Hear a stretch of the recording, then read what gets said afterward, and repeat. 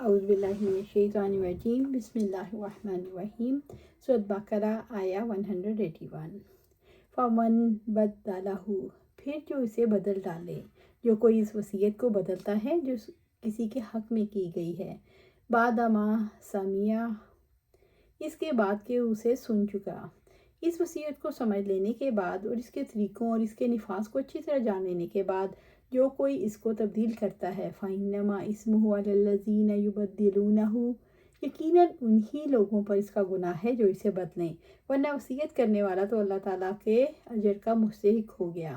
اللہ تعالیٰ نے اپنے سمیع علیم ہونے کا شعور کس مقصد کے تحت دلایا؟ اللہ تعالیٰ نے وصیت سننے کے بعد اسے بدلنے سے روکنے کے لیے اپنی صفات سمیع اور علیم کا شعور دلایا کہ جو وصیت کرنے والے نے وصیت کی، اللہ تعالیٰ اسے سنتا ہے، وہ علیم ہے، بدلنے والے کی نیت کی تبدیلی کا بھی علم رکھتا ہے۔ فمن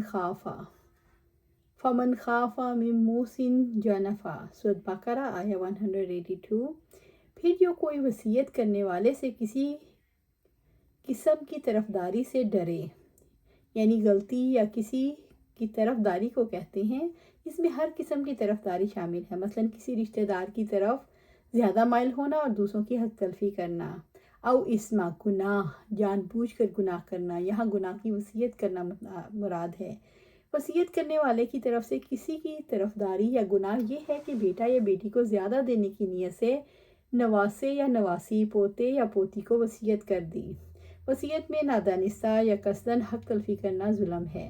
نعمان بن بشیر رضی اللہ تعالیٰ عنہ سے روایت ہے کہ وہ فرماتے ہیں میرے باپ محمد صلی اللہ علیہ وسلم کی خدمت میں حاضر ہوئے اور عرض کیا، یا رسول اللہ صلی اللہ علیہ وسلم، میں نے اپنے اس بیٹے کو کچھ دیا ہے، مقصود آپ صلی اللہ علیہ وسلم کو گواہ بنانا تھا۔ آپ صلی اللہ علیہ وسلم نے دریافت فرمایا، کیا تم نے اپنی سب اولاد کو اسی قدر دیا ہے جتنا اس کو دیا ہے؟ کہا، یا رسول اللہ صلی اللہ علیہ وسلم، نہیں، سب کو نہیں دیا۔ فرمایا، اگر یہ بات ہے تو پھر جو تم نے اس کو دیا ہے وہ لوٹا لو۔ اور دوسری روایت میں ہے کہ آپ نے فرمایا، میں ظلم پر گواہ نہیں ہوتا، وصیت میں ظلم کرنا گناہ کبیرہ ہے۔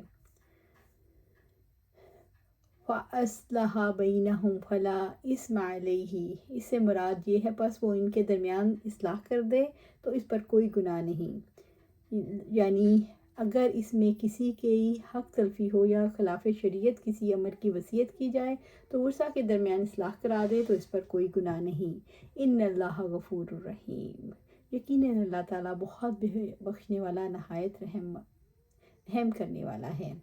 اللہ تعالیٰ نے وصیت کرنے والے کی طرف داری یا بھول یا جان بوجھ کر گناہ کی وصیت کا خوف کھانے والے کو اصلاح کرنے کے لیے اپنی رحمت اور مغفرت کا شعور دلایا کہ وہ اسی رحمت والا ہے، اصلاح کرو گے تو اس کی رحمت ڈھانپ لے گی، وہ بے حد بخشنے والا ہے۔ اصلاح کی کوشش کے باوجود اگر کوئی کمی، خطا اور خرابی رہ گئی تو وہ نہایت رحم والا ہے۔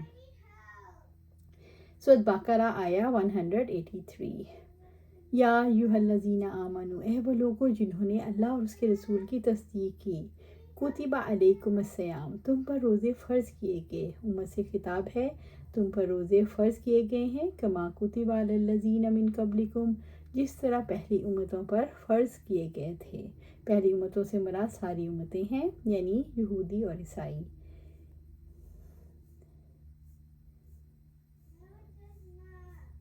لعلکم تتقون، تاکہ تم بچ جاؤ، یعنی تاکہ تم متقی بن جاؤ۔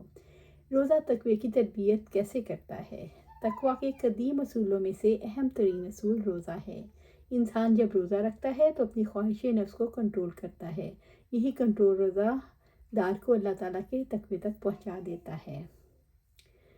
سورۃ بقرہ آیا 184 روزوں کے بارے میں کیوں کہا گیا کہ ایام معدودات ہیں؟ فرض روزوں کے دن کم ہوتے ہیں اور طویل زمانے کا ایک چھوٹا سا حصہ ہے۔ ایام معدودہ اس لیے کہا گیا، روزے سے زیادہ افطار کا زمانہ طویل ہوتا ہے، یعنی 11 مہینے ہم کھاتے ہیں اور صرف 1 مہینہ روزے ہیں۔ فَمَنْ كَانَ مِنْكُمْ مَرِيضًا أَوْ عَلَىٰ سَفَرٍ فَعِدَّةٌ مِّنْ أَيَّامٍ أُخَرَ، پھر جو کوئی تم لوگوں میں سے مریض ہو یا سفر پر ہو تو دوسرے دنوں میں اس کی شمار کوئی مدت کو پورا کر لے۔ فَعِدَّةٌ مِّنْ أَيَّامٍ أُخَرَ، تو دوسرے دنوں میں شمار کی مدت پوری کرنا۔ وعلی الذین یطیقونہ فدیۃ طعام مسکین، اور جو لوگ اس روزہ رکھنے کی طاقت رکھتے ہوں تو ان پر ایک مسکین کا کھانا فدیہ ہے۔ فمن تطوع خیرا فہو خیر لہ، پھر جو کوئی خوشی سے کوئی نیکی کرے تو اس کے لیے بہتر ہے، یعنی ایک سے زیادہ آدمیوں کو کھلائے یا یہ کہ روزہ بھی رکھے اور مسکین کو بھی کھلائے تو یہ اس کے لیے بہتر ہے۔ وَأَن تَصُومُوا خَيْرٌ لَكُمْ إِن كُنتُمْ تَعْلَمُونَ، اور یہ کہ تم روزہ رکھو تمہارے لیے بہتر ہے اگر تم جانتے ہو۔ سورۃ بقرہ آیا 185۔ شہر الرمضان، رمضان کا مہینہ۔ رمضان کا مہینہ وہ ہے جس میں تم پر روزے فرض کیے گئے۔ انزل فیہ القرآن، عظیم مہینہ جس میں قرآن مجید نازل کیا گیا۔ ہدی للناس، قرآن مجید لوگوں کی ہدایت اور رہنمائی کے لیے ہے۔ وبینات من الہدی، اور ہدایت میں سے واضح دلیل ہے۔ اس سے مراد ہے اس میں بینات یعنی دلائل ہیں، والفرقان، اور اس سے مراد قرآن مجید حق اور باطل میں فرق کرتا ہے۔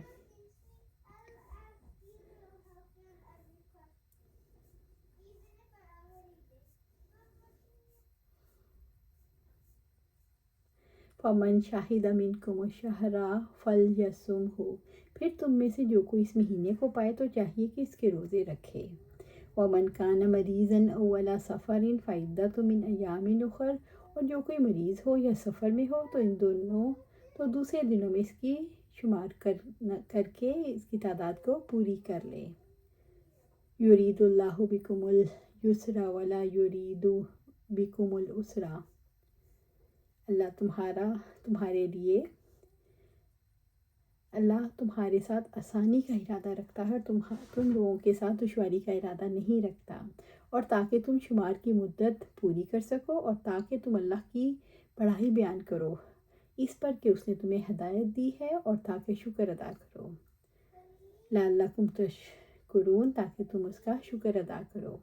قرآن حکیم جیسی نعمت کا شکر ادا کرنے کا بہترین طریقہ یہ ہے کہ قرآن یعنی اللہ کی رضا کا راستہ جانیں، اسے سمجھیں، اس پر خود چلیں، دنیا کو چلائیں۔